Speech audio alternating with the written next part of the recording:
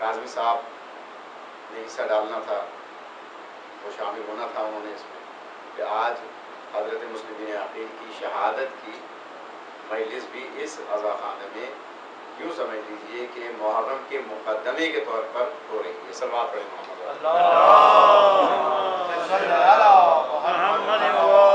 محمد۔ دعا ایک ایسا موضوع ہے کہ اس پر بارہا بے شمار افراد نے، خطیبوں نے، علماء نے پڑھا بھی ہے، لکھا ہے۔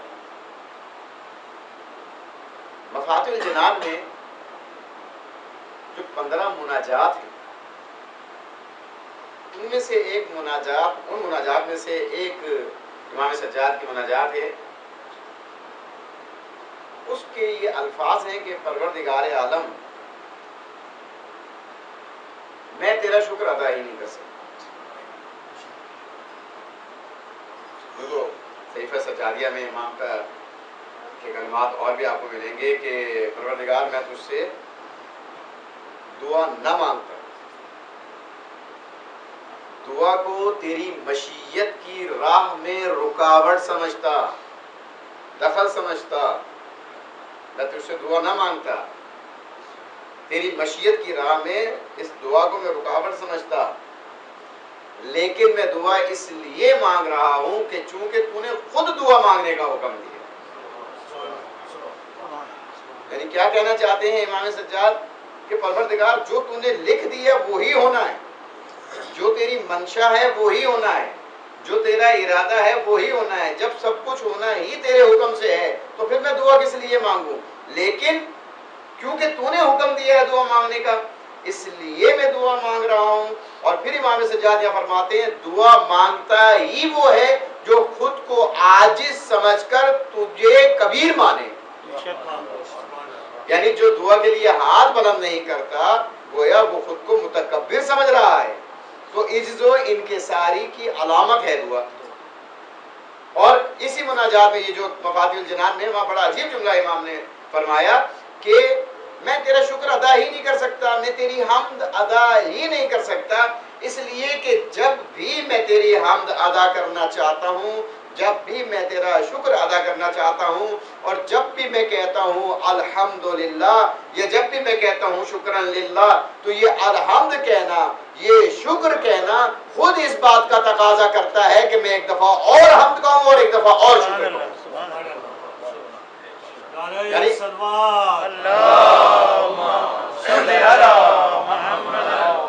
امام کیا فرمانا چاہ رہے ہیں کہ جب میں کہتا ہوں کہ الحمدللہ، تو یہ میرے زبان کے کلمات جو یہ کہہ رہے ہیں کہ الحمدللہ، یہ خود اس بات کا تقاضا کر رہے ہیں کہ اس الحمد پر میں ایک مرتبہ پھر الحمد کہوں، اور اس شکرن للہ پر میں ایک مرتبہ پھر شکرن للہ کہوں۔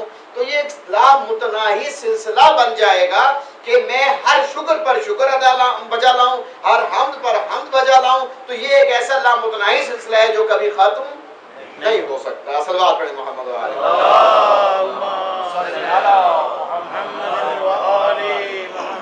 یہ جو آیت سورہ بقرہ کی جسے عنوان قرار دیا ہے کہ اے میرے حبیب، جب میرا بندہ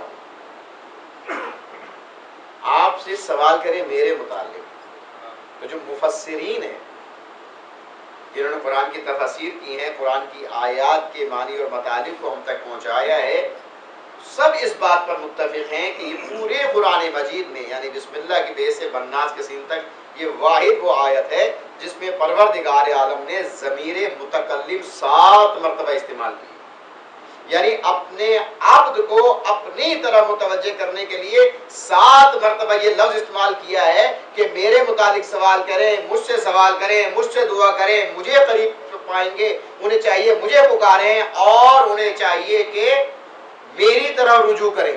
یعنی بار بار پروردگار نے اپنی طرف اشارہ کیا ضمیر متکلم، یعنی میں یہ کروں گا، میں یہ کروں گا، میں یہ کروں گا، یعنی صرف کس کے لیے؟ اپنے بندے کے لیے۔ اور اس سے بڑھ کر ہم اگر اپنا بندے ہونے پر فخر کریں تو ذرا سوچیں کہ قرآن مجید میں ایک اور مقام پر ارشاد فرمایا پروردگار عالم نے، بہت مشہور آیت کہ اے میرے حبیب قل، اے میرے حبیب کہہ دو، کنہیں؟ یا عبادی الذین اسرفوا علی انفسہم لا تقنطوا من رحمت اللہ، اے میرے حبیب میرے ان بندوں سے کہہ دو جنہوں نے اپنے نفسوں پر ظلم کیا ہے کہ اللہ کی رحمت سے مایوس نہ ہو.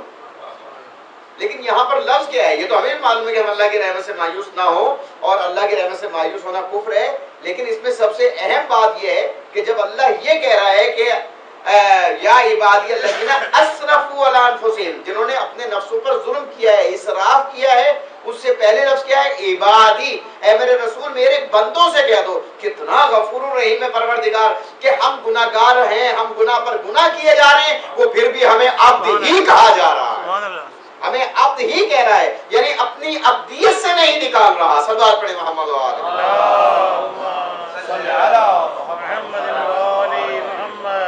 تو آج کا یہ جو دن ہے، میں نے جو آج چند جملے دعا سے متعلق آپ تک پہنچائے ہیں، تصور تو کیجئے وہ پروردگار کہ جو ہمیں یہ پیغام پہنچائے کہ میں اپنی مخلوق سے اتنا پیار کرتا ہوں کہ اگر 70 ماؤں کا پیار اکٹھا کر لیا جائے تو میں اتنا پیار کرتا ہوں. یہ جو اعداد و شمار ہوتی ہے یہ ہمیں سمجھانے کے لیے ہیں کہ 70 ماؤں کا، نہ کسی نے 70 ماؤں کا پیار دیکھا ہے، نہ کوئی دیکھ سکتا ہے. یہ تو ہمیں سمجھانے کے لیے اعداد ہیں. اس کے پیار کی، اس کی محبت کی حد اور کوئی حساب نہیں ہے. تو یہ آج کا دن جو ہے جسے عرفہ کا دن کہتے ہیں، یہاں پر میں ایک اور بات کہتا چلوں کہ ہمارے یہاں عموماً یہ بات مشہور کی گئی ہے یا ہمارے یہاں یہ مشہور کی جاتی ہے کہ شعبان کے مہینے میں عرفہ ہوتا ہے. اب پوری آپ تحقیق کر کے دیکھ لیجئے، چاہے تحفۃ العوام دیکھ لیجئے، مفاتیح الجنان دیکھ لیجئے، دعاؤں کی اور کوئی کتابیں دیکھ لیجئے، معصومین علیہ السلام کے حوالے سے دیکھ لیجئے، شعبان میں کہیں یوم عرفہ نہیں. اب معلوم نہیں مجھے کہ وہ کس حوالے سے کہ جناب علی اگر اب شب برات سے پہلے اگر مجلس نہ کرائیں یا یہ نہ کریں اور وہ نہ کریں تو ہمارے مرحومین کی روحیں جو بھٹکتی رہتی ہیں. موضوع الگ ہو جائے گا، میں وہ موضوع نہیں چھیڑنا چاہتا، صرف ایک جملہ کہہ دوں کہ کبھی مومن کی روح بھٹکتی نہیں ہے. یہ ہم ذہن میں رکھ لیں کہ ادھر مومن بشرطے مومن ہو، ادھر مومن کی روح نکلی اور ادھر وادی السلام میں چلی گئی، بلکہ یہاں تو روح ہی نہیں جاتی. اگر یہ نیت ہو کہ میں مرنے کے بعد وادی السلام سے اٹھوں تو پورا کا پورا جسد خاکی چلا جاتا ہے. سرکار پر محمد اللہم صلی علی محمد وآل محمد. وادی السلام اور وادی الروح، یعنی مومن کی روح بھٹکتی نہیں ہے. بہرحال شعبان کے اندر ایسا کوئی ہمیں تصور نہیں ملتا ہے کہ وہاں پر یوم عرفہ ہو. اور ویسے اگر آپ رسالے ثواب کرنا چاہیں یا فاتحہ درود کرنا چاہیں تو اس کے لیے بھی کوئی دن قید نہیں ہے کہ کسی بھی دن کر سکتے ہیں. لیکن آج کا دن جو ہے یہ تو ہمارے یہاں روایات میں موجود ہے کہ آج چونکہ ہمارے یہاں چاند کی 9 تاریخ ہے، آج 9 ذی الحجہ ہے، تو لہٰذا ہمارے لیے آج یوم عرفہ ہے. یوم عرفہ سے کیا مراد کہ اگر یہی تاریخ اگر ہم کعبے میں، مکے میں، مدینے میں اگر ہم اس کو شمار کریں تو آج کے دن تمام افراد جو حج کے لیے جا رہے ہیں عرفات کے مقام میں اکٹھے ہوں گے اور آج سے حج کا آغاز ہوگا. آج اس دفعہ 2 دن کا فرق پڑ گیا، جمعے کے دن وہاں پر عرفات کے میدان میں سب حاجیوں نے اپنا بیان کیا اور حج کو پایہ تکمیل تک پہنچایا. تو آج کے دن کے لیے ایک بڑی مشہور دعا میرے بہت سے احباب جانتے ہوں گے، دعائے عرفہ. یہ وہی دعا ہے جو اللہ کے رسول کی تعلیم کرتا ہے اور امام حسین علیہ السلام نے اس کی تعلیم دی ہے اور اس کو پڑھا ہے. کبھی آپ اس کو مفاتیح الجنان میں پڑھ کے دیکھیے گا، لیکن میں آپ سے صرف اتنی گزارش کروں گا کہ صرف عربی نہ پڑھیے، اس کو ترجمے کے ساتھ پڑھیے. جہاں پر یہ الفاظ آپ کو ملیں، میں کہوں گا کہ اس سے بڑھ کر اور کیا معرفت الہی ہوگی کہ جہاں پر امام حسین علیہ السلام فرمائے کہ پروردگار میں تیری اس کائنات میں کتنا غور و فکر کروں، کہیں ایسا نہ ہو کہ میں تیری اس صنائی میں، اس کائنات میں غور و فکر کرتے کرتے میں اسی میں کھو جاؤں اور تو مجھ سے دور ہو جائے. یعنی تیری صنائی، تیری کائنات، تیری مخلوق، تیری خلقت، تیری یہ عالم اتنا عظیم ہے کہ اگر میں اسی میں اگر میں غور و فکر کرنے لگ جاؤں تو کہیں ایسا نہ ہو کہ تیری ذات مجھ سے دور ہو جائے. لیکن ایک جملہ بڑا عجیب میرے مولا نے کہا اور میں اکثر اس کو پڑھتا ہوں اور میں خود بھی اس سے لطف لیتا ہوں اور یہی دعا بھی کرتا ہوں کہ پروردگار ہمیں اس کا یہ اہل بھی بنا دے جہاں پر امام یہ فرماتے ہوں کہ پروردگار عالم اس نے کیا کھویا جس نے تجھے پایا، ماذا فقد من وجدک، اس نے کیا کھویا جس نے تجھے پا لیا، وَمَا الَّذِي فَقَدَ مَا وَجَدَكَ، اور اس نے کیا پایا جس نے تجھے کھو دیا۔ تو امام حسین علیہ السلام بتا رہے ہیں کہ در حقیقت ایک عبد کی منزل کیا ہونی چاہیے، اس کا مقصد کیا ہونا چاہیے، اس کا مقصد اور اس کی منزل پروردگار عالم کی ذات ہونی چاہیے۔ صلوات پڑھیں محمد و آل محمد۔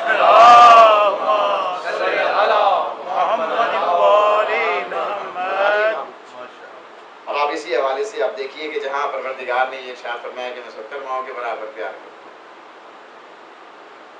تو گویا یہ کہہ کر کے ہمیں یہ بتا دیا کہ دیکھو جب میں نے یہ کہہ دیا ہے کہ میں 70 ماؤں کی طرح پیار کرتا ہوں تم سے، تو کبھی یہ بھی تو غور کرو کہ ماں سے بچہ مانگتا کیسے؟ بچہ جب کوئی چیز مانگتا ہے تو اپنی ماں سے کیسے مانگتا ہے؟ تو جیسے بچہ اپنی ماں سے مانگتا ہے، آؤ تم ویسے مجھ سے مانگ کر دے، پھر دیکھو میری رحمت کیسے جوش میں آتی ہے۔ اور اس سے بڑھ کر کون مانگنے والا ہوگا کہ جس کے پاس اس تک پہنچنے کے لیے ایک دو نہیں 14 معصومین کا وسیلہ ہو۔ صلوات پڑھیں محمد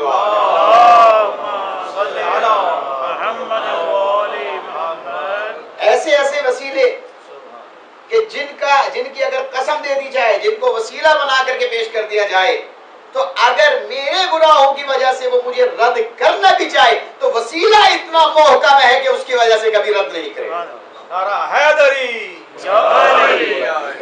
اگر میرے گناہوں کی وجہ سے میری دعا مجھے واپس لوٹا بھی دی جائے، دعا تو کبھی ضائع ہوتی نہیں ہے، یہ تو پروردگار عالم کے خزانے میں محفوظ ہوتی رہتی ہے، یا قبول ہوتی ہے یا جمع ہو جاتی ہے یا اس کے نعم البدل میں کچھ اور مل جاتا ہے۔ بس عزیزان محترم میں زیادہ طول نہ کھینچے گفتگو کہ اس مقام پر اگر کوئی یہ سمجھتا ہے کہ میری دعا قبول نہیں ہو رہی تو خدا را کبھی بھی پروردگار عالم سے دعا کرتے ہوئے تجارت نہ کریں کہ میں نے یہ بھی کیا دعا قبول نہیں ہوئی، میں نے یہ بھی کیا دعا قبول نہیں ہوئی۔ تجارت نہ کریں، بس یہ سمجھ لیں کہ مجھے دعا مانگنے کا حکم ہے، میں نے دعا مانگنی، قبول کرنا نہ کرنا یہ اس کی ذمہ داری ہے۔ اس لیے کہ دعا رائجہ نہیں ہوتی، یا قبول ہوتی ہے یا ذخیرہ ہوتی ہے یا اس کے نعم البدل کچھ اور مل جاتا ہے، لیکن اگر میری دعا قبول نہ ہو تو میں سمجھ لوں کہ جب اللہ نے یہ کہا ہے کہ میری محبت کو دیکھنا ہو، میرے پیار کو دیکھنا ہو تو اپنی ماں کے حوالے سے دیکھو۔ تو جب میں یہ کہتا ہوں کہ بچہ اپنی ماں سے سب کچھ مانگتا ہے، تو جیسے بچے کو ہر چیز ماں نہیں دے دیتی بلکہ وہ جانتی ہے کہ بچے کو کیا ضروری ہے اور مجھے کیا دینا ہے، تو سمجھ لو میرا پروردگار عالم بھی مجھ سے کہیں زیادہ بہتر جانتا ہے کہ میرے عبد کو کیا ضروری ہے۔ صلوات پڑھیں محمد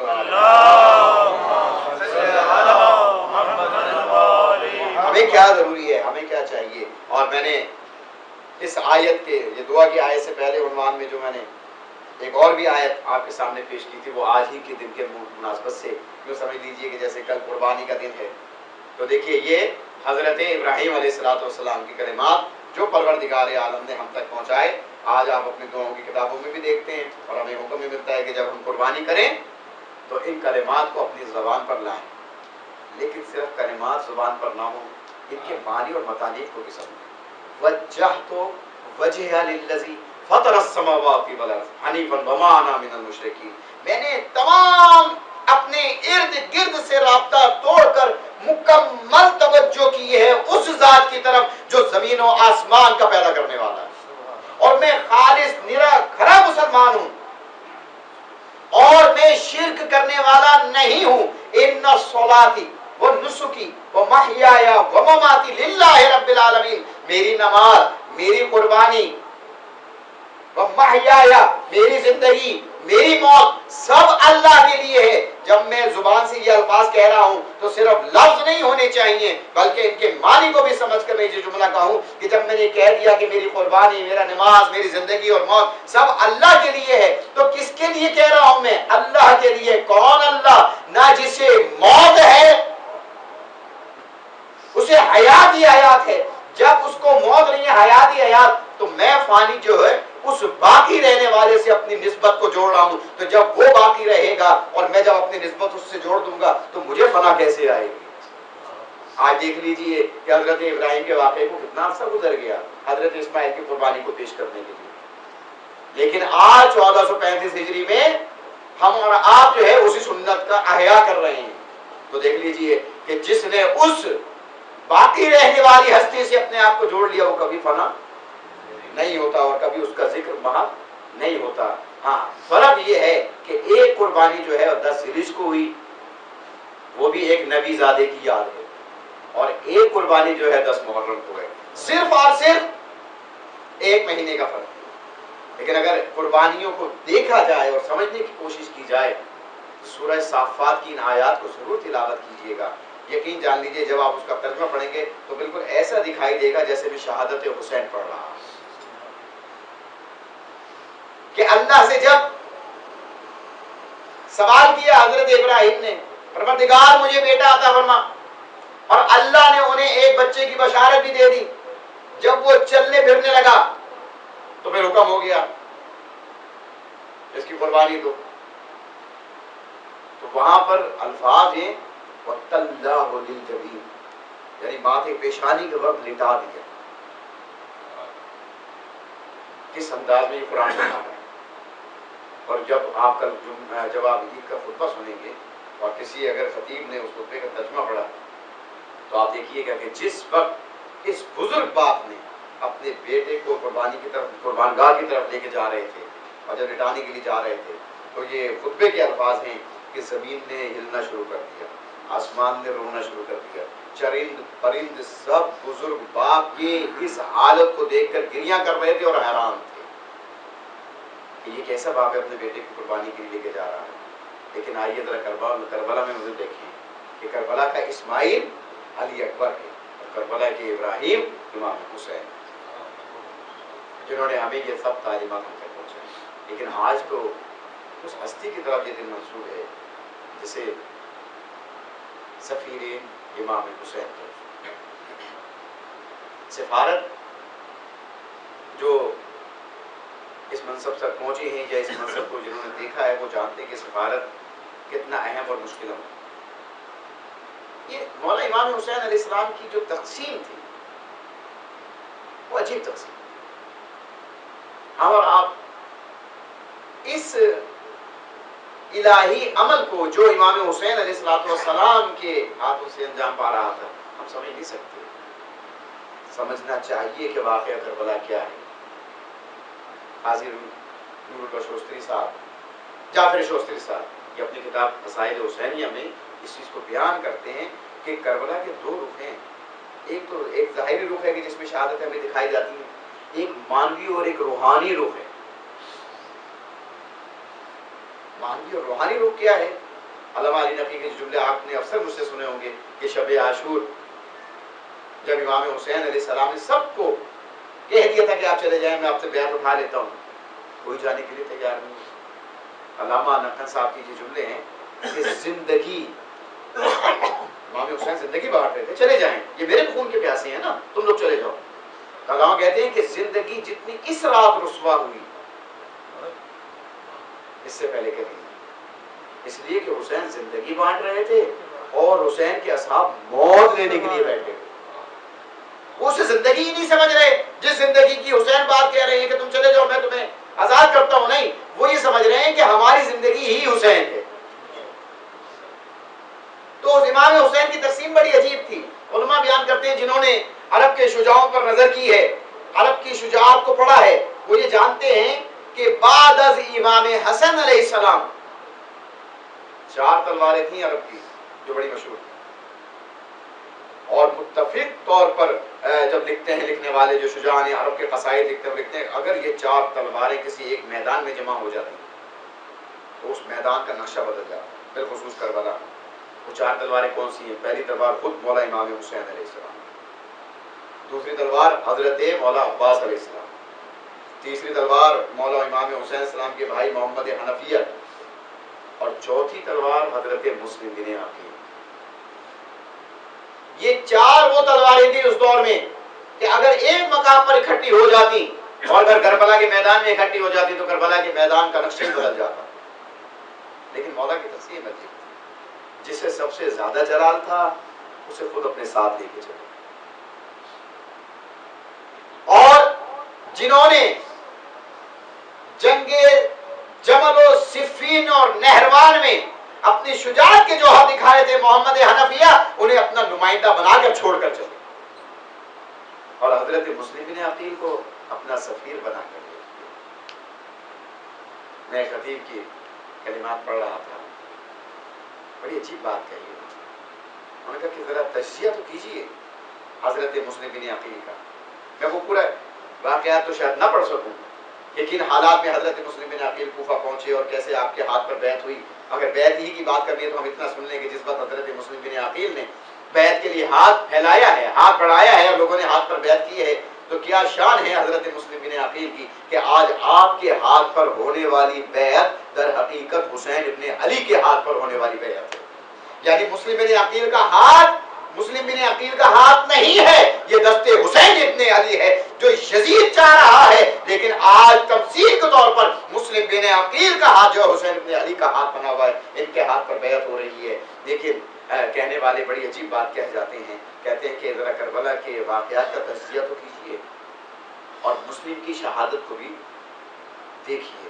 کہا کہ کربلا کے واقعات میں، کربلا کی شہادت میں ایک عظیم جہاد آپ کو ملے گا. کربلا والوں کا کوئی اس میں دو رائے نہیں ہے کہ کربلا کا جہاد ایک عظیم جہاد ہے، ان 72 کا جہاد ایک بہت بڑا جہاد ہے.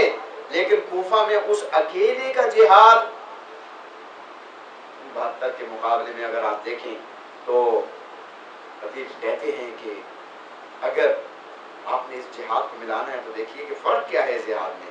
کہا کہ فرق یہ ہے کہ جو ان 72 کا جہاد تھا نا، وہاں پر افراد کتنے تھے، وہاں ساری رات عبادت بھی کرتے رہے، ایک دوسرے سے ہم کلام بھی ہوتے رہے، ایک دوسرے کو تسلی بھی دیتے رہے، ایک دوسرے کی شجاعت کا ذکر بھی کرتے رہے، ایک دوسرے کو تیار بھی کرتے رہے. وہاں پر بھی رات تھی اور کوفے میں بھی رات تھی. وہاں کی رات یہ تھی کہ خیام حسینی سے تسبیح و تحلیل کی آوازیں بلند ہو رہی تھی. یہاں حضرت مسلم بن عقیل بھی تسبیح و تحلیل کی آوازیں بلند کر رہے تھے، لیکن یہاں مسلم اکیلے تھے. یہاں جب نماز ختم ہوئی تو اب جب مسلم نے پلٹ کر دیکھا تو مسلم مسجد میں اکیلے ہیں اور کوئی بھی نہیں، مسلم اکیلے. لیکن کربلا میں اکیلے نہیں تھے. وہاں کے جہاد میں یہ ہے کہ جس وقت لڑنے کے لیے جاتے تھے تو حسین ابن علی تیار کر کے بھیجتے تھے، حسین ابن علی سے اجازت لے کے جاتے تھے، پرچم عباس کے سائے میں جاتے تھے.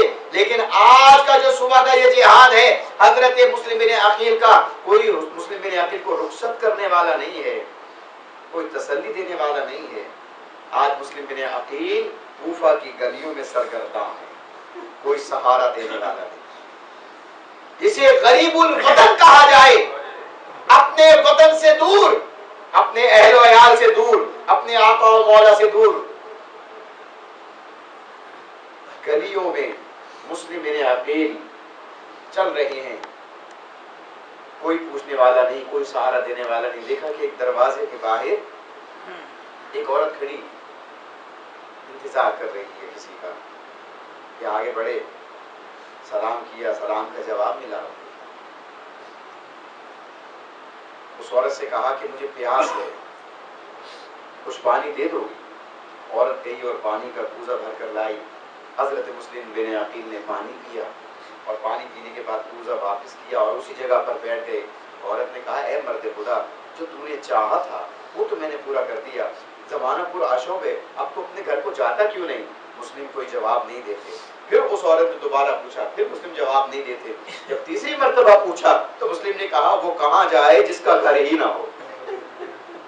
میرا تو اس جگہ پر کوئی گھر نہیں ہے، اس شہر میں میرا تو کوئی یہاں پر چاہنے والا نہیں ہے. پوچھا کہ آپ کون ہیں؟ کہا کہ میں مسلم بن عقیل ہوں. مومنہ تھی، ایک مرتبہ تڑپ گئی کہ ارے اولاد علی اور میرے دروازے پر ہے، اولاد ابو طالب میرے دروازے پر ہے.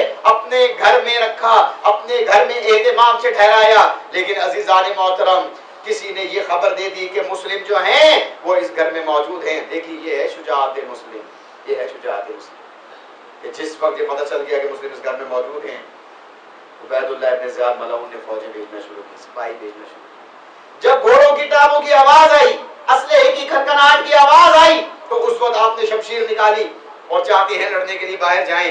تو اس عورت نے روک لیا کہ نہیں، اگر آپ چاہیں تو گھر کے اندر بھی لڑ سکتے ہیں. کہا کہ ہم بنی ہاشم کے خاندان والے ہیں، ہم کبھی اس بات کو گوارا نہیں کریں گے کہ ہماری وجہ سے کسی کی عزت پر حرف آئے. یہ ہے بنی ہاشم کے خاندان والے کہ ایک مرتبہ تلوار لے کر کے باہر چلے. اب یہاں پر علماء بیان کرتے ہیں، آؤ ذرا کربلا کے جہاد کو دیکھو اور مسلم بن عقیل کے جہاد کو دیکھو. جو کربلا کا شجاع جاتا تھا لڑنے کے لیے، اس کا مقابلہ جو ہوتا تھا وہی اسی اسلحے سے ہوتا تھا جو جنگ کے لیے ضروری ہوتا تھا. لیکن مسلم بن عقیل کا مقابلہ ایک ایسی قوم سے ہو رہا ہے جو کہیں آگ پھینک رہا ہے، کوئی مٹی پھینک رہا ہے، کوئی پتھر پھینک رہا ہے، کوئی نیزہ مار رہا ہے، کوئی تیر مار رہا ہے، کوئی تلوار مار رہا ہے. لیکن مسلم بن عقیل اکیلے ہیں جو سب کا مقابلہ کر رہے ہیں اور فوجوں پر فوجیں آ رہی ہیں. سپہ سالار جو ہے پھر فوجیں بلاتے ہیں تو عبید اللہ ابن زیاد کہتا ہے کہ تم سے ایک جوان جو ہے وہ قابو نہیں ہو رہا. کہا کہ تو جانتا نہیں ہے کہ یہ جوان کوئی معمولی نہیں ہے، یہ ابو طالب کے خاندان والا ہے، یہ اس طریقے سے قابو نہیں آ سکتا. عزادارو، بس میں نے اپنی گفتگو تمام کی. اس طرح تو کوئی قابو نہیں کر سکتا تھا. بس دھوکہ دینے کے لیے ایک گڑھا کھودا گیا، اس پہ خس و خاشاک ڈال دی گئی، مسلم کو گھیر کر اس مقام تک لے آئے جہاں مسلم اس گڑھے میں گرے ہیں. اب جس کے ہاتھ میں جو بھی تھا اس نے حضرت مسلم پر پھینکنا شروع کیا. حضرت مسلم زخمی ہو گئے اور گرفتار ہو کر کے جس وقت عبید اللہ ابن زیاد ملعون کے دربار میں لے کر کے آئے ہیں، حضرت مسلم بڑی شان سے دربار میں داخل ہوئے اور داخل ہونے کے بعد جب سامنے کھڑے ہوئے، کسی نے کہا کہ مسلم تم نے امیر کو سلام نہیں کیا. اتنا سنت ہے کہ ایک مرتبہ حضرت مسلم نے کہا میں اپنا امیر حسین کے سوا کسی کو نہیں مانتا، میرا امیر جو ہے حسین ہے، میں کسی کو نہیں مانتا. اس مقام پر کسی نے کہا کہ تمہاری کوئی خواہش ہو تو بتاؤ. تو کہا کہ مجھے اس وقت پیاس ہے، اگر پانی مل جائے بس. ہاں عزادارو، ایک مرتبہ پانی کا جام آیا، آپ نے پینا چاہا، اتنے زخمی تھے، آپ کے ہونٹ بھی زخمی تھے، آپ کا چہرہ زخمی تھا کہ پانی میں وہ خون گر گیا، پانی مضاف ہو گیا، پھینکا گیا، پھر پانی آیا، پھر پھینکا گیا. 3-4 مرتبہ جب ایسے ہوا، حضرت مسلم نے پانی لوٹا دیا کہ بس اب میرے لیے دنیا سے پانی اٹھ گیا ہے. میں کہوں گا مسلم، ارے یہ تاثیر کربلا ہے، وہاں بھی پیاسے شہید ہوں گے، ارے تم بھی یہاں آخری وقت میں پیاسے ہو. جب کہا گیا تمہاری کوئی آخری خواہش ہو تو بیان کرو، کہا کہ میں کچھ وصیتیں کرنا چاہتا ہوں. عمر ابن سعد کی طرف اشارہ کر کے کہا میں تجھ سے کچھ وصیتیں کرنا چاہتا ہوں. پہلی وصیت یہ ہے کہ میں 700 درہم کا مقروض ہوں، میری تلوار اور زرہ کو بیچ کر کے یہ قرضہ ادا کر دینا. دوسری وصیت یہ ہے کہ دیکھو جب میں قتل ہو جاؤں تو میری لاش کو دفنا دینا. اور تیسری اور آخری وصیت یہ ہے کہ میں لکھ چکا ہوں اپنے مولا حسین کو کہ کوفہ آ جائیں، کسی کو بھیج دے تاکہ میرے مولا حسین کو بتا دے مولا کوفہ آنے کے قابل نہیں رہا، آپ کوفہ تشریف نہ لائیے گا. بس عزادارو، یہ وصیتیں آپ نے کی ہیں. آپ کو باندھ کے دارالارمانہ پر لے کے گئے. جب حضرت مسلم بن عقیل کو یقین ہو گیا کہ اب یہ مجھے نہیں چھوڑیں گے، اب یہ مجھے شہید کرتے رہیں گے، آپ نے رخ کیا اس طرف کہ جہاں سے حسین کا قافلہ آ رہا تھا. ایک عجیب جملہ کہا، السلام علیکہ یا ابا عبداللہ، اے ابا عبداللہ میرا آخری سلام قبول کیجئے. عزادارو، منزل ثعلبیہ پر حسین ابن علی نے یہ آواز سنی ہے، وہاں پر آپ نے جواب دیا علیکہ السلام. پوچھنے والوں نے پوچھا مولا کس کے سوال کا جواب دے رہے ہیں؟ کہا کہ تمہیں معلوم نہیں، دارالامارہ کوفے سے میرے بھائی مسلم نے مجھے سلام بھیجا ہے، لیکن ابھی کوئی اس خبر کو عام نہیں کیا گیا، اس لیے کہ کچھ بچے بھی شامل ہیں، کچھ عورتیں بھی شامل ہیں. ایک منزل اور حسین آگے بڑھے، وہاں سے کوفے سے کچھ جوان آگے دکھائی دیے. حضرت عباس سے کہا بھیا عباس ان سے کوفے کے حالات تو پوچھو، کیا مولا پر جو وہ کوفے کے حالات معلوم نہیں تھے؟ معلوم تھے، لیکن سر بتانے کے لیے ان لوگوں کو قریب لائے اور قریب لانے کے بعد پوچھا، کہا کہ جس وقت ہم نکل رہے تھے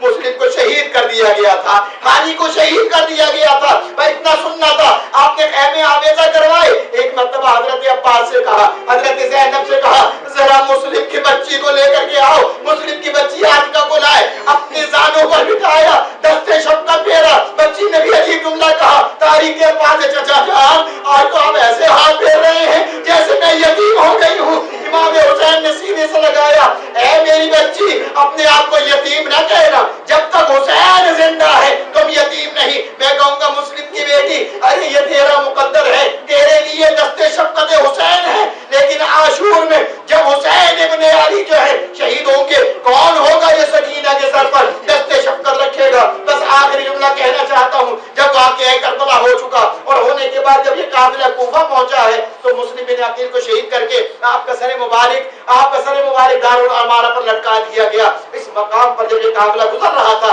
تو بیویوں نے ایک آواز سنی، السلام علیک یا بہن زینب، اے زینب تم پر میرا سلام ہو۔ حضرت زینب پریشان ہوئی، ارے اس مقام پر، ارے اس غربت میں کون ہے ہمیں سلام کرنے والا؟ ایک مرتبہ سلام حسین کو کیا تھا، ارے کون ہے اس غربت میں سلام کرنے والا؟ اب جو دیکھا تو سر مسلم بن عقیل ہے، اے زینب میرا آخری سلام ہو، اے بہن زینب میرا آخری سلام بس یارم الذین ظلموا ای منقلبین ینقلبون۔ پروردگار ہماری اس مختصر سی کاوش کو اپنی بارگاہ میں قبول فرما، سوائے غم حسین کے کوئی غم نہ دے۔ پروردگار جو بھی ہم نے ذکر محمد و آل محمد کیا ہے ہمیں خود بھی اس پر عمل کرنے کی توفیق عطا فرما، دعاؤں کا سلیقہ نصیب فرما۔ جو بھی یہاں پر حاجات شریعہ لے کر کے آئے ہیں، دعائیں لے کے آئے ہیں، ان کی تمام دعاؤں کو مستجاب فرما۔ ایک مرتبہ سورہ علم، 3 مرتبہ سورہ اخلاص تمام مومنین مومنات مرحومین کے لیے اور بالخصوص بانی مجلس کے مرحومین کے لیے، اور سید ابوالقاسم ولد سید رضا حسن